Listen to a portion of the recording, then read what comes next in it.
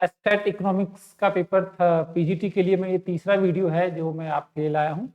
इससे पहले जो 2 वीडियो मैंने बनाए थे उसमें सबसे पहले इम्पोर्टेंट डेट्स वाले वीडियो थे जो आप लोगों ने बहुत अच्छा लगा, आपको आप लोगों ने बहुत अच्छा रिस्पॉन्स किया। और वो जो डेट्स वाले जो वीडियो है उसमें आपके 5 से 10 नंबर के क्वेश्चन अराउंड उस डेट वाले वीडियो में से आते हैं, तो आप उसको वीडियो देख लें।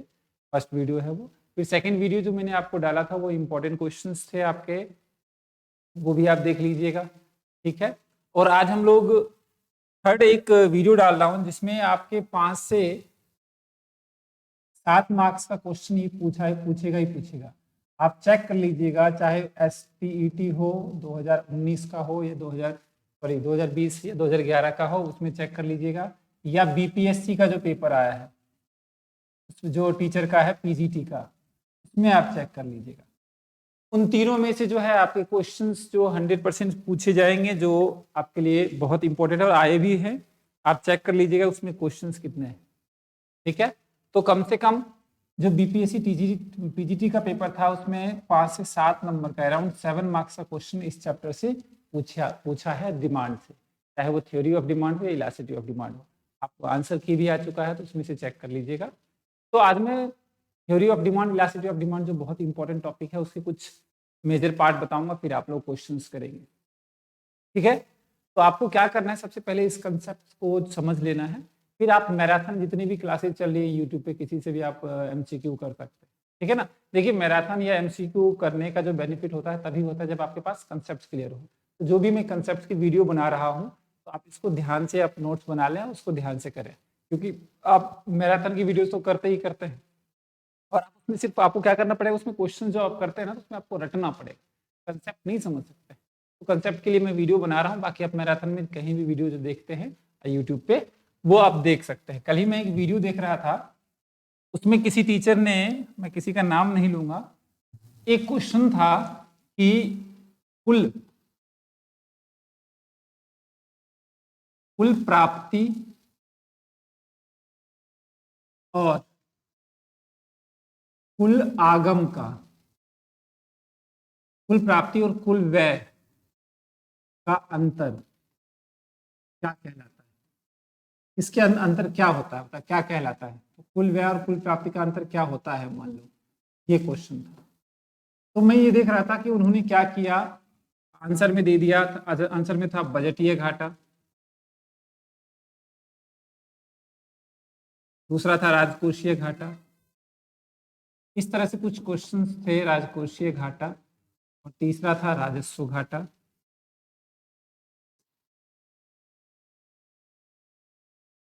और चौथा था आपका इनमें से सभी सभी या उपयुक्त सभी।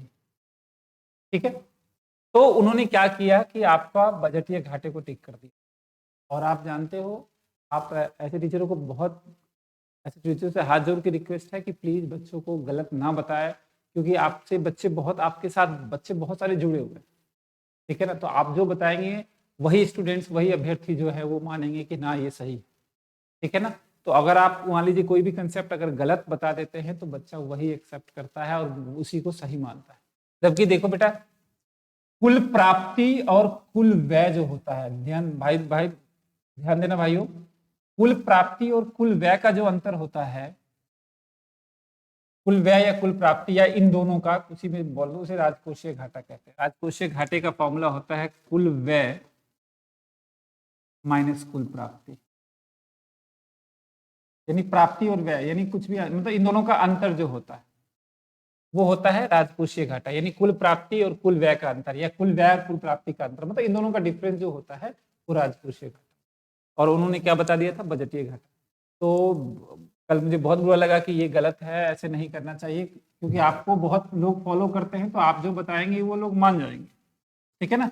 तो कभी कभार जो है नेट पे भी सर्च कर लिया करें कि उसका आंसर क्या है। चलिए कोई बात नहीं, आज हम लोग मांग का सिद्धांत करेंगे। इसमें बेसिक चीजें जो है मैं आपको बता देता हूँ फटाफट, और फिर आप किसी भी मैराथन क्लास में या किसी भी MCQ क्वेश्चन जो होंगे आप वहां से कर सकते हैं। ठीक है। चलिए देखिए, मांग का जो होता है, मांग होता क्या है, मांग का मतलब होता है एक निश्चित समय और निश्चित कीमत पर कोई कंज्यूमर कुछ खरीदना चाहता है, उसे मांग बोलते हैं।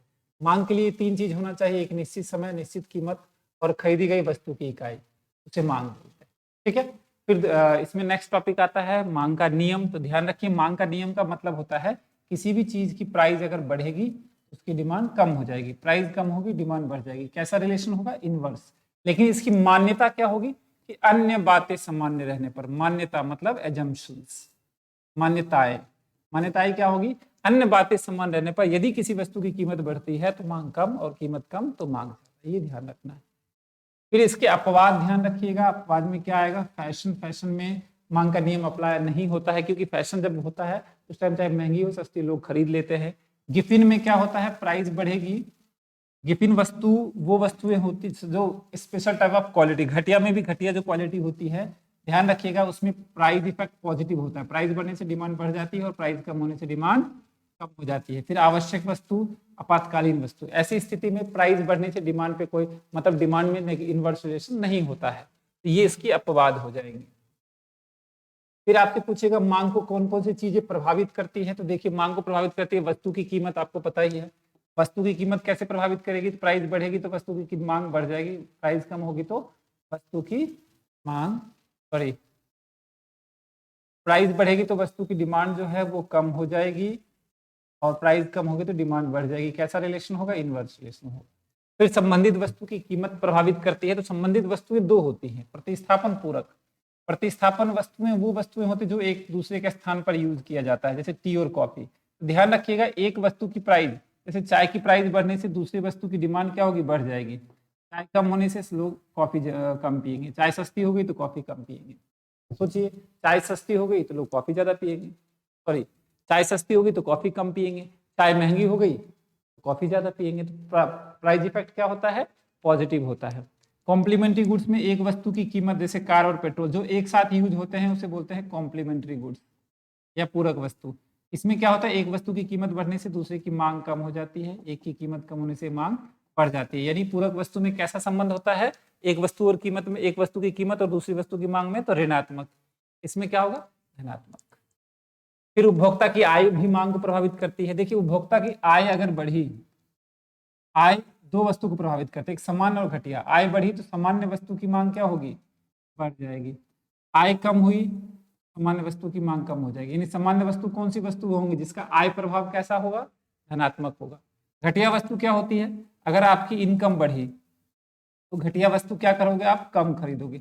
इनकम कम है तो घटिया ज्यादा खरीदेंगे।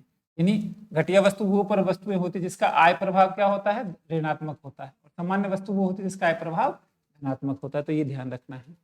उपभोक्ता की अभिरुचि, टेस्ट भी अच्छा लगता है। अगर टेस्ट कोई चीज अच्छा है, फेवरेबल है, पसंद है आपको, मान लीजिए, तो डिमांड क्या होगी? ज्यादा होगी। पसंद नहीं है तो डिमांड कम होगी। भविष्य में संभावित कीमत, फ्यूचर में किसी चीज की प्राइस बढ़ने वाली है तो प्रेजेंट की डिमांड बढ़ जाएगी। कल कोई चीज महंगा होने वाला है, आज कम खरीद, आज ज्यादा खरीद लेंगे। कल कोई चीज सस्ता होने वाला है तो आज कम खरीदेंगे। तो ये ध्यान रखिएगा। ठीक है, तो ये इफेक्ट करता है। आगे बढ़ते हैं नेक्स्ट टॉपिक पे। छोटा सा टॉपिक है लेकिन 5 से 10 नंबर का क्वेश्चन जरूर पूछता है इसमें से। ठीक है, नेक्स्ट है बेटा आपका मांग में परिवर्तन। देखिए, दो चीजें। तो मांग में परिवर्तन का मतलब मांग बढ़ना, कम होना। जब प्राइस सेम हो, कीमत वही है, फिर भी मांग बढ़ती है, कम होती है, उसे बोलते हैं मांग में परिवर्तन। ठीक है ना। कई चीजें आपकी, मान लो घर में बहुत सारे लोग आ गए, डिमांड ज्यादा हो गई, प्राइस तो सेम है वस्तु की। तो जब वस्तु की प्राइस सेम हो, कीमत समान रहने पर अन्य बातों के कारण, कोई अदर फैक्टर जो डिमांड को इफेक्ट करता है, कीमत समान रहने पर फिर भी मांग बढ़े या कम हो, उसे बोलेंगे मांग में परिवर्तन। और मांग में परिवर्तन दो चीजें दो हो सकता है, मांग में वृद्धि या मांग में कमी। ध्यान रखिएगा, मांग में वृद्धि या मांग में कमी। वृद्धि का मतलब होता है प्राइस सेम है फिर भी डिमांड लोग ज्यादा कर रहा है, और क्योंकि ये इसी का पार्ट है तो दोनों में क्या रखना है? प्राइस को सेम रखना है। जब प्राइस सेम रहेगी फिर भी डिमांड बढ़े तो उसे मांग में वृद्धि बोलेंगे, दाईं और किसका। प्राइस सेम हो फिर भी डिमांड कम हो तो उसे बोलेंगे मांग में कमी। ठीक है। फिर एक ये क्वेश्चन बहुत पूछा है, मैंने आज मैं चेक कर रहा था, आप ध्यान रखिएगा कि मांग में, एक मिनट, ये देखिए संचलन, ये ध्यान रखना, मांग में संचलन, जिसमें ये क्वेश्चन पूछा था विस्तार और संकुचन कब होता है। तो ध्यान रखिएगा, विस्तार तब होता है जब प्राइस कम हो, डिमांड ज्यादा हो, तो विस्तार होगा। और संकुचन कब होता है? जब प्राइस ज्यादा हो, डिमांड कम हो, तो उसे बोलेंगे संकुचन। लेकिन संकुचन और विस्तार में एक चीज कॉमन है कि अन्य बातों को क्या रखना है? सामान्य रखना है। अन्य कारक जो होंगे वो क्या होंगे? समान होंगे। मतलब अन्य कारक नहीं, स्थिर रहनी चाहिए। समान मतलब स्थिर। ठीक है, जैसे ये देख लीजिए, मान लीजिए आपकी जो है ये डिमांड है, अब प्राइस कम हुई, डिमांड बढ़ गया, प्राइस ज्यादा, डिमांड कम हो गया, तो डायग्राम ऐसे बन जाएगा। तो प्राइस कम होने से डिमांड बढ़ा, इसे बोलेंगे विस्तार। प्राइस ज्यादा होने से डिमांड कम हो गया तो संकुचन। तो अगर आपसे पूछेगा नीचे की ओर ढलान जो होता है या नीचे की ओर संचलन क्या होगा? विस्तार होगा। ऊपर की ओर संचलन क्या होगा? हमारा संकुचन होगा। अब आइए नेक्स्ट, आप चेक कर लीजिएगा, एस्टेट बीपीएससी पेपर में 4 नंबर का क्वेश्चन पूछा है इस बार बीपीएससी पीजीटी में। बीपीएससी पीजीटी में, पीजीटी में इस चैप्टर से सिर्फ इलास्टिसिटी ऑफ डिमांड। देखिए क्वेश्चन क्या, इलास्टिसिटी ऑफ डिमांड का मतलब होता है डिमांड में चेंज। और डिमांड में चेंज नॉर्मली 3 कारणों की वजह से आता है। प्राइस की वजह से आएगा तो price elasticity of demand, income की वजह से आएगा तो इनकम इलास्टिसिटी ऑफ डिमांड, और दूसरे गुड्स की प्राइस की वजह से एक गुड्स की डिमांड पे जो फर्क पड़ेगा उसे बोलेंगे आड़ी लोच या तिरछी लोच। यानी देखिए मैं आपको सिर्फ अभी मैं प्राइस मांग की लोच का बताता हूं। मांग की कीमत लोच अगर डिफाइन करना है तो क्या लिखेंगे? लिखेंगे मांग में परिवर्तन और कीमत में परिवर्तन का अनुपात मांग की लोच कहलाता है, कीमत लोच, क्योंकि कीमत की वजह से हो रहा है। और इसका फॉर्मूला होता है, देखो मांग में परिवर्तन का फॉर्मूला तो delta Q upon Q into 100, और इसका फॉर्मूला तो delta P upon P into, formula last में जाके ये बन जाता है। और यही बीपीएससी में क्वेश्चन पूछा था कि मांग की लोच का फॉर्मूला क्या था। बीपीएससी का भी जो पेपर हुआ था पीजीटी का, उसमें ये क्वेश्चन पूछा। ठीक है, अब देखिए मांग की लोच जो होता है ना वो 3 टाइप के होते हैं। अगर आपकी कीमत की वजह से फर्क पड़े मांग पे तो उसे बोलेंगे कीमत लोच। इनकम की वजह से पड़े तो आय लोच, और दूसरी गुड्स की वजह से एक गुड्स की डिमांड पे फर्क पड़े तिरछी लोच। जैसे मान लो चाय की प्राइस में कम होने की वजह से, टी की प्राइस में कम होने की वजह से कॉफी की डिमांड, या कॉफी की प्राइस में कम होने चेंज होने की वजह से टी की डिमांड पे फर्क पड़ेगा। कार की प्राइस में कम होने से पेट्रोल की डिमांड पे फर्क पड़ेगा। तो ये तिरछी लोच है, क्योंकि एक गुड्स की प्राइस दूसरी गुड्स की डिमांड पे फर्क पड़ता है। तो क्रॉस इलास्टिसिटी। ठीक है, तो वैसे प्राइस इलास्टिसिटी ऑफ डिमांड को मार्शल ने डिस्कवर किया था, इनोवेंट किया, मार्शल ने डिफाइन किया था। क्रॉस इलास्टिसिटी 2 गुड्स होती है, प्रतिस्थापन वस्तु और पूरक वस्तु। प्रतिस्थापक वस्तु में क्रॉस इलास्टिसिटी प्लस होता है, और पूरक वस्तु में क्रॉस इलास्टिसिटी जो होती है तिरछी लोच माइनस में आएगा। ये ध्यान रखिएगा। अगर आपसे पूछ देगा कोई, अगर मांग की तिरछी लोच ऋणात्मक आ रहा है तो ऋणात्मक का मतलब ये होता है कि आपका वो पूरक वस्तु है। मांग की तिरछी लोच प्लस आ रहा है तो सब प्रतिस्थापन वस्तु है। उसके बाद है इनकम इलास्टिसिटी। इनकम इलास्टिसिटी का मतलब आय में चेंज होने से डिमांड पे फर्क पड़ेगा। अगर आय में चेंज होने से आय इलास्टिसिटी, आय लोच है प्लस में आ रहा है तो सामान्य वस्तु, माइनस में आ रहा है तो घटिया वस्तु। ये ध्यान रखिएगा। ठीक है ना। एक्चुअली जो बीपीएससी में क्वेश्चन पूछा था वो इससे पूछा था। देखिए परफेक्टली इलास्टिक कब होता है? परफेक्टली इलास्टिक का मतलब ये होता है कि प्राइस सेम है फिर भी डिमांड बढ़ रही है और कम हो रही है। इसका मतलब प्राइस में कोई चेंज नहीं आएगा, सिर्फ डिमांड चेंज होगा। तो ईडी कितना होगा? 0। परफेक्टली इलास्टिक में ईडी कितना होता है? इसमें ईडी हमारा हो जाएगा 0। फिर परफेक्टली इनइलास्टिक। परफेक्टली इनइलास्टिक का मतलब होता है प्राइस बढ़े या कम हो, डिमांड पे कोई फर्क नहीं पड़ेगा। आप सोचिए प्राइस बढ़े या कम हो 10%, डिमांड पे कोई चेंज नहीं, 0%। तो ये आ जाएगा आपका 0। सॉरी, आप इसको अगर 0 से डिफाइन करेंगे तो ये आपका इंफिनिटी आएगा। यानी पूर्णतः लोचदार में क्या आएगा? ED infinite. और परफेक्टली इनइलास्टिक में क्या आएगा? ईडी हमारा 0 आएगा। यूनिटी इलास्टिक का मतलब होता है ईडी हमारा 1 आ रहा है। 1 कब आता है? जब परसेंटेज चेंज इन क्वांटिटी। सोचिए ईडी इक्वल्स टू 1 कब आएगा? जब परसेंटेज चेंज इन क्वांटिटी, मांग में परिवर्तन और कीमत में परिवर्तन बराबर हो तो ईडी 1 आ जाएगा। 1 से अधिक कब होगा?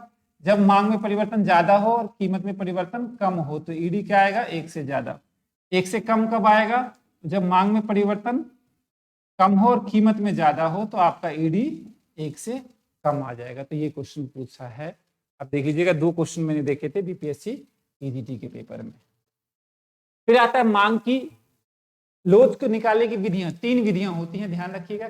परसेंटेज विधि, प्रतिशत विधि, जो अभी हमने क्वेश्चंस किए हैं, ज्यामितीय विधि और टोटल एक्सपेंडिचर विधि। इसको समझ लीजिए। ज्यामितीय विधि में एक स्ट्रेट लाइन डिमांड कर बनाते हैं। एक क्वेश्चन इसमें से भी बीपीएससी में से पूछा है। अब इसमें सीधी सी बात है, ध्यान रखिएगा, ईडी जो बीच वाला होगा, यानी कोई भी पॉइंट बीच पे कट कर रहा है, मान के लो कोई भी मांग वक्र है, मान लीजिए सीधी रेखा मांग वक्र है, तो जो इसका बीच का पॉइंट होगा ईडी इक्वल्स टू 1 होगा। अब एक से ज्यादा होगा तो लिखेंगे 1 से ग्रेटर देन 1, और एक से बहुत ज्यादा होगा तो ईडी इनफाइनाइट, 1 से अनंत। अब ये बीच वाला 1 है, उससे नीचे क्या हो जाएगा, 1 से कम, और यहाँ पे हो जाएगा 0।